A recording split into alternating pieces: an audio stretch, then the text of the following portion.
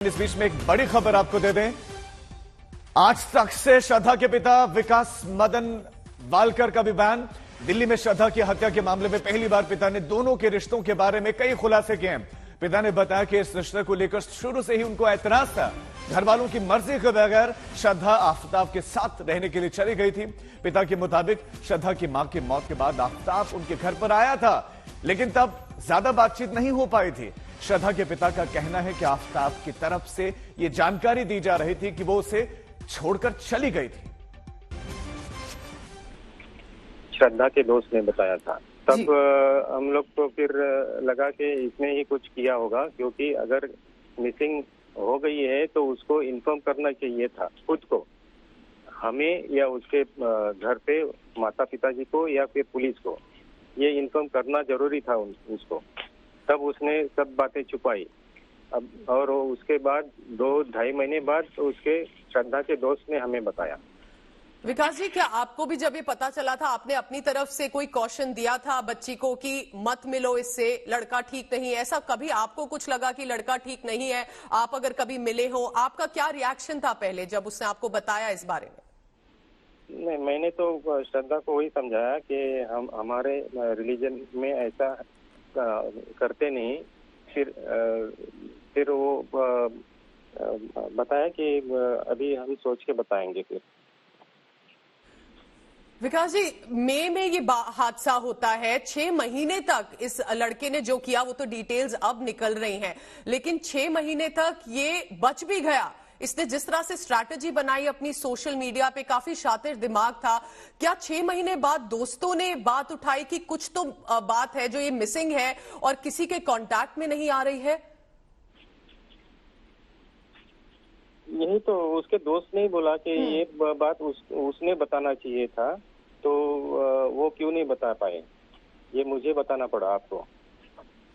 विकास जी, क्या चाहते हैं अब? लड़का आज लॉकअप में है, 6 महीने बाद पकड़ लिया गया है। आपके लिए जो जस्टिस होती है एक पिता के लिए, जो मैं सोच भी नहीं सकती कि आप जब ये सुनते होंगे कि बेटी के साथ क्या क्या हुआ, हमें ही सुनने में जब इतना शौक लग रहा है, तो एक पिता को सुनने में किस तरह से लग रहा होगा। ये हादसा जो हुआ है, आप क्या चाहते हैं? अगर इन्वेस्टिगेटर्स आपको सुन रहे हैं, किस तरह से केस आप चाहते हैं आगे प्रोसीड करें? नहीं, अगर जो उसने डिक्लेयर किया हुआ है वो हिसाब से अगर वो मतलब अभी तक इन्वेस्टिगेशन पूरा हुआ नहीं, उसका रिजल्ट रिपोर्ट आना बाकी है। कंफर्म नहीं है अभी कि वो जो बताया है वो मतलब वैसा ही है। अगर वो वैसा है तो फिर उसको फांसी होनी चाहिए। आप चाहते हैं फांसी होनी चाहिए, to be hanged, sir? Yes. आपको लगता है उससे नीचे कोई भी अगर ये पनिशमेंट आती है जब कन्विक्शन होता है, वो आपके लिए इनफ नहीं होगा?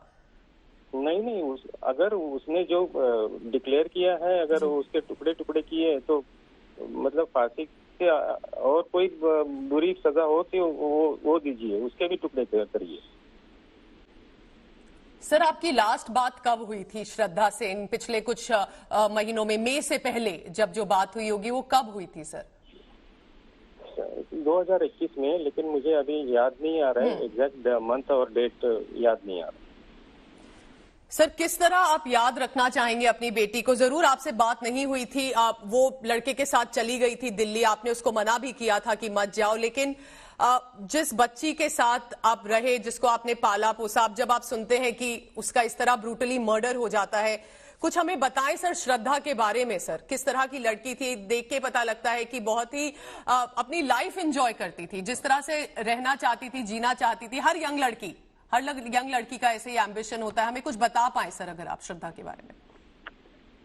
श्रद्धा तो ये एक्चुअली जब इससे मुलाकात हुई तब से थोड़ा सा बिहेवियर उसका चेंज हुआ। उसके पहले तो एक मतलब ऐसा हमारे फैमिली में कोई नहीं है जो ऐसे मतलब थोड़ा बिहेवियर उसका अलग सा हो गया अचानक। वो बहुत डिसेंट लड़की थी, सब मतलब उसका कोई फैशन वैशन कुछ नहीं करती थी, एकदम नॉर्मल सी रहती थी। जब से ये मतलब जो उसका फर्स्ट सर्विस जो जॉब पे गई और उसकी मुलाकात ये लड़के से हुई, तब से उसका सब लिविंग स्टाइल अलग दिखने लगा। आपको कुछ पता चला किसी दोस्त के थ्रू कि ये पहली बार ऐसा नहीं अटैक हुआ था, पहले भी इस लड़के ने बदतमीजी करी थी श्रद्धा के साथ, या अब्यूजिव था किसी तरीके से, ये निकलना चाहती थी इस रिलेशनशिप से, ऐसा किसी ने आपको कुछ बताया या श्रद्धा ने आपको बोला हो, आपने ऐसा कुछ सुना हो? नहीं, श्रद्धा ने कुछ नहीं बताया, उसके दोस्त ने ऐसा बोला कि ये ब्रेकअप करना चाहती है और मैं अभी छोड़ के जाने वाली हूँ।